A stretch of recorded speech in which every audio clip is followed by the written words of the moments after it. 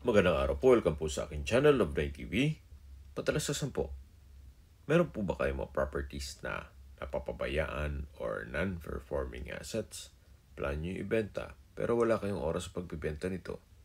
Kung ito'y pagkakatiwala nyo po sa amin, tag lang po kayo sa aking numero.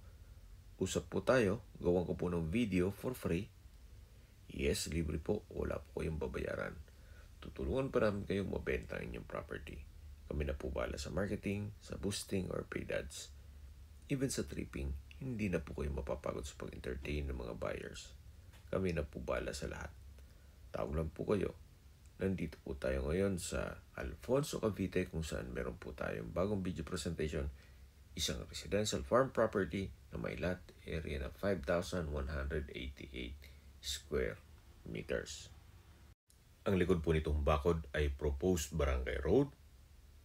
Kaya magiging corner lot po itong property. Ito na po yung barangay road. Then, ito mismo ang kanto ng property. So, corner lot po siya. Hanggang dun po yan sa dulo.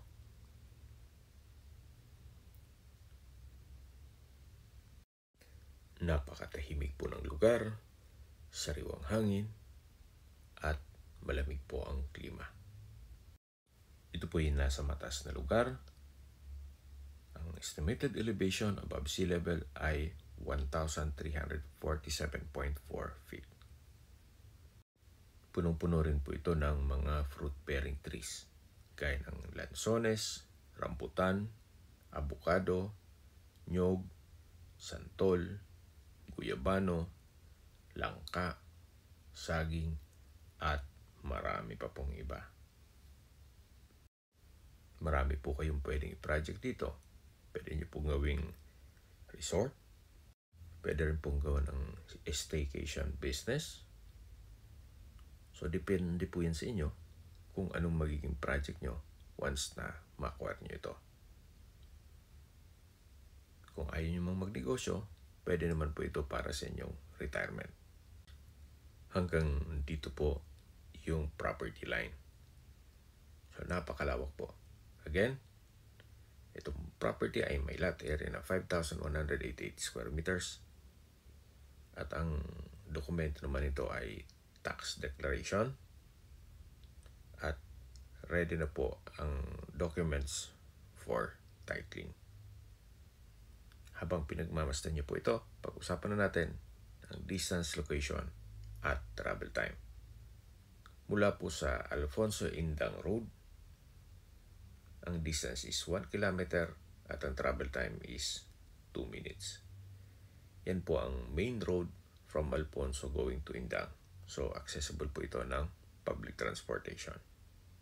Mula naman po sa Welcome Arc ng Alfonso, yung may mga bilihan ng karne ng baka. Ang distance is 10 kilometers at ang travel time is 15 minutes. Kung manggagaling naman po sa Twin Lakes, ang distance is 13.6 kilometers at ang travel time is 18 minutes. Mula naman po sa Tagaytay Rotonda, kung saan kompleto na po doon, gaya ng malls, hotels, restaurants, banks, schools, church, at hospital. Ang distance is 15.4 kilometers at ang travel time is 28 minutes. Yan po yung lagi kong binabanggit sa inyo na dapat nyo i-consider sa paghanap ng property, yung meron pong malapit na hospital. Hindi ko naman po sinasabing sakitin kayo. Yan naman po ay for emergency purpose lang naman. At mula naman po sa Calac-Silang Interchange, ang distance is 25.6 kilometers at ang travel time is 42 minutes. Ang Calax po is connecting SLEX all the way to NLEX or North Luzon Expressway at ibang parte ng Metro Manila. Mula naman po sa Manila o sa airport, ang distance is 59.5 kilometers. The travel time is 1 hour and 40 minutes. Okay, sa presyo na po tayo. Binibenta po ito ni owner sa halagang 2.5 per square meter. Kung may mga katanungan po kayo, tawag lang po kayo sa aking numero. At sa mga kababayan naman natin nasa ibang bansa, meron po akong Telegram. Sa mga iPhone user naman may message. Meron din pong Imo, Skype, Viber at WhatsApp. Same number lang po, 0917-316-3399. Sa mga nagtatanong naman po ng aming Facebook, meron po aming Facebook page na Nov9 TV at Facebook Reels Video. Meron din pong TikTok at Instagram na Nov9 TV. Makisuyo po, pakilike and follow na rin. Meron din po kaming ibang YouTube channel na The Nov9 TV channel at Asia Listings. Sana po naibigyan yung aming video presentation. Pakilike and subscribe na lang po sa aking channel para ma-update din po kayo sa aking future listings. Kung sakali po hanap nyo yung mas malaking sukat ng lupa, meron din po kami ibang listings na pwede nyong pagpilian. Huwag po kayong magkatubuling tumawag sa amin. Then let us know your budget para malaman namin kung anong property pwede namin ilok sa inyo. Sa lahat pong viewers, subscriber at nagtiwala po sa amin, salamat po sa suporta. Ingat po kayo lagi at yung pamilya. Maraming salamat po.